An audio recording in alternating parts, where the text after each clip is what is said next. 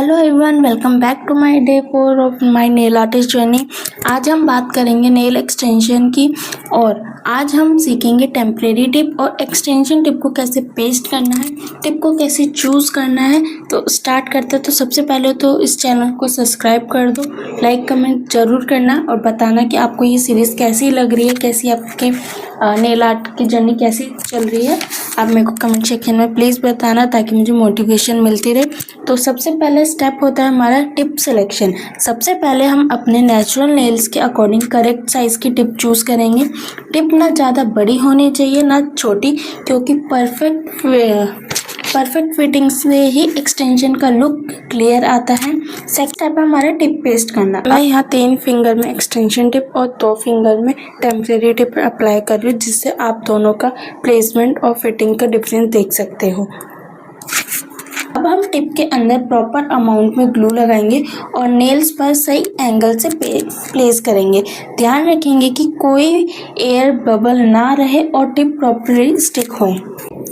मैं यहाँ जो ग्लू यूज़ कर रही हूँ, मैं कोई ग्लू यूज़ नहीं कर रही हूँ, मैं यहाँ एक बॉन्ड यूज़ कर रही हूँ।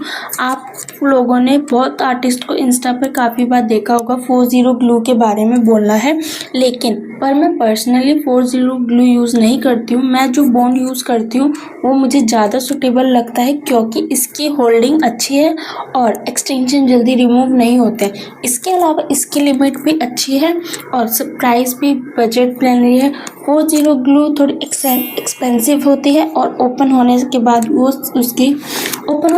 उसकी सेल्फ लाइन होती है वो बहुत कम हो जाती है और कुछ टाइम बाद वो ड्राई हो जाती है, ख़राब हो जाती है। इसलिए मैं उसे पर्सनली यूज़ नहीं करती हूँ। हमेशा वही प्रोडक्ट यूज़ करती हूँ जो मेरे वर्क के लिए कंफर्टेबल हो और जिससे मुझे अच्छी फिनिशिंग और लॉन्ग लास्टिंग रिजल्ट मिले।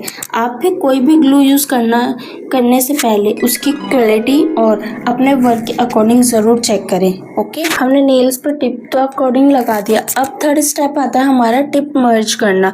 टिप को कैसे मर्ज करते हैं? टिप लगाने के बाद हम ब्लेंडिंग करेंगे, जिससे नेचुरल नेल्स और टिप का जॉइंट स्मूथ हो जाए और एक प्रॉपर एक्सटेंशन लुक दे।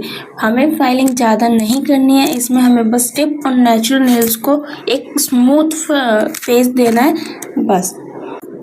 देन फिर फोर्थ स्टेप है हमारा finger holding and filing.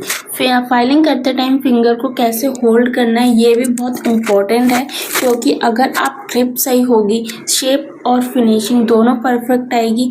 Filing में हम जानेंगे कि कहाँ कितनी फाइलिंग करनी है, और ताकि हमारे नेल्स डैमेज ना हो और एक्सटेंशन का शेप मेंटेन रहे। बस आपको एक चीज़ का ध्यान रखना है, टिप आपको ना ज़्यादा बड़ी यूज़ करनी है ना ज़्यादा छोटी।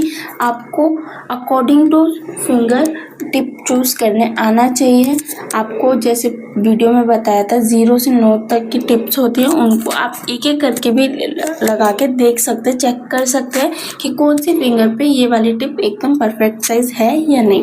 तो ये था डे 4 का कंप्लीट प्रोसेस। धीरे धीरे हम नेल एक्सटेंशन की हर एक टेक्निक सीखेंगे। अगर आपको ये सीरीज़ हेल्पफुल लग रही है तो प्लीज़ फॉलो कर लो और सब्सक्राइब करना तो बिल्कुल भी मत भूलना। मिलते हैं नेक्स्ट सीरीज़ में। Bye bye and Tata.